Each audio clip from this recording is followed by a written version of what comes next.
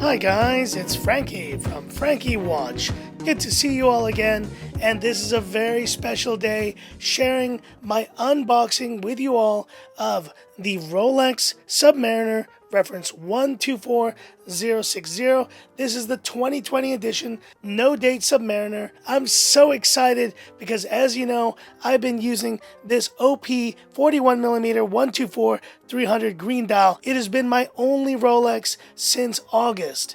And today, it's going to have a new member of the family joining the collection. I'm so excited. Let's not waste any time and have a look. And a point of distinction, folks, this is my first Rolex unboxing. I actually purchased this watch with only the papers, so I've never actually had an unboxing experience of a Rolex watch in my entire life. So here we go. Removing this outer sleeve. This comes standard for every Rolex box, as you can see. And there is the 5-pointed crown. Oh my gosh. And the box is actually really nice. It's got this very nice feel to it, and there's a great texture that you will appreciate. Lifting the lid now, here we go. And you have this little protective layer. You can see the Rolex logo here at the bottom.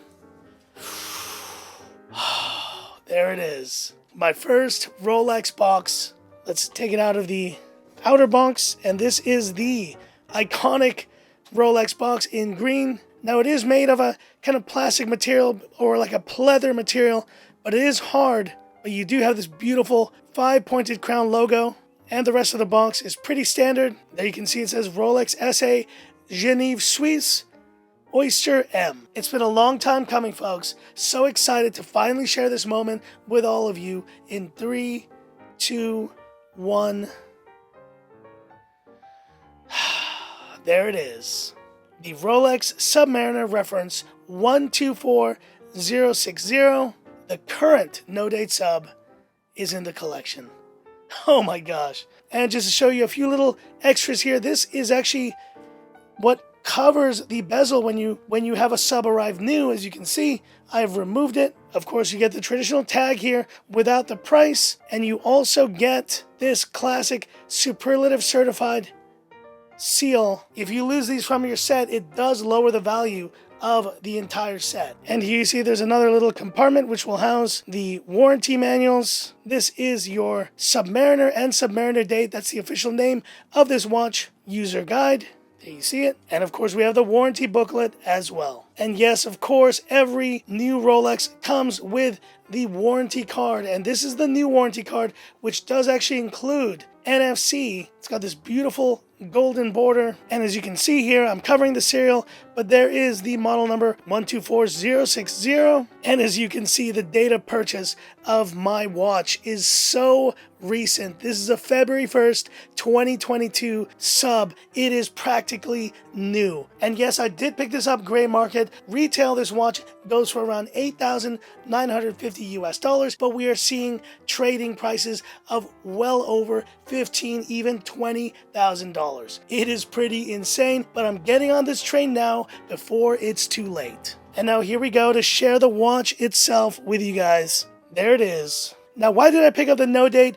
You may be wondering, because yes, you've seen the one with the Cyclops and the date complication. Well, I have a confession, guys. Maybe you've noticed it in my watch collection already, but I'm a big fan of no date watches. And it all really started from when I got this OP in green, but beyond that, guys, including my Black Bay 58, my Tudor Pelagos FXT, every single one of my favorite watches does not have a date complication. I just like the look. I like the symmetrical look of this watch. Just like my OP, it tells the time and it just does that. You don't have to worry and fuss about changing the date. You don't have the ugly Cyclops, which takes away from the absolutely clear and beautiful sapphire crystal. It's also the purest version of the sub, and it really has that straight line back to the original 1953 sub, the 6204, which did not have a date as well. And there you can see the Oyster bracelet and the classic sub clasp as well. And you can see the watch still has stickers on it. It is practically new. Now, what else do you need to know about this watch? This watch was launched in late 2020, and it is essentially the update to the 114060, which was a 40mm version of this watch, and it came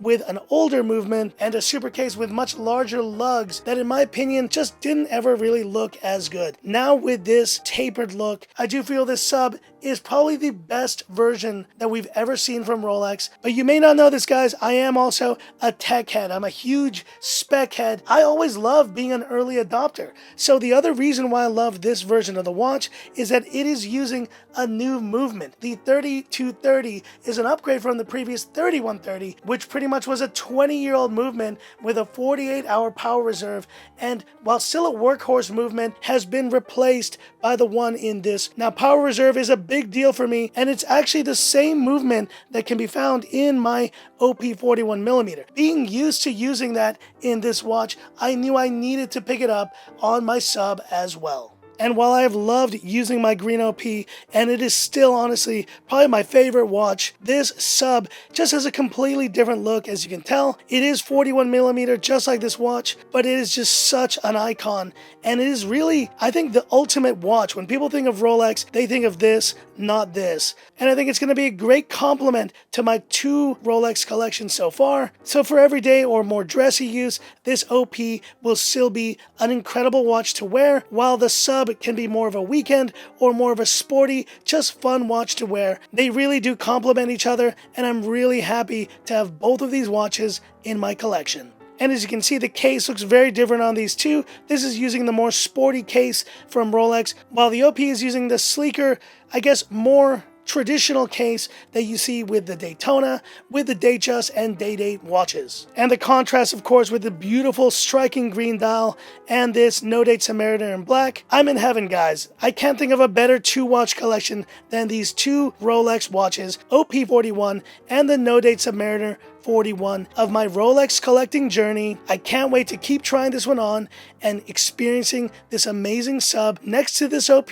for the coming months. And all in all, guys, from the Cerachrome bezel, the beautiful lacquered black dial, to the white gold indices, platinum filled bezel markers, to the oyster steel bracelet, a slim 12.5mm thickness, an incredibly beautiful, listen to that, bezel action, guys, the best in the biz. There's a reason why this is the icon, guys, and I'm so happy to have this Rolex Submariner reference 124060 in the collection. And to wrap up, I'm going to do a little wrist shot here to show you guys how it looks on my 7.5-inch wrist. What do you think, guys? Does it suit Frankie watch? I hope it does. I am in love, guys. I'm absolutely in love. But hit me up in the comments. What are your thoughts on the current No-Date Submariner reference 124060? I'd love to hear about it. And that's it for this video. If you liked it, give me that thumbs up. And if you love the content of Frankie Watch, subscribe to the channel. Hit that bell icon for future updates. Thanks for watching my unboxing and impressions of this Rolex No-Date Submariner. Stay tuned for my full review. I really want to take my time enjoying this watch, and I'll be able to share my impressions of what it's been like wearing the Rolex Sub on the daily. So that's it. And this is Frankie Watch saying, time's up. The icon on my wrist. I still can't believe it.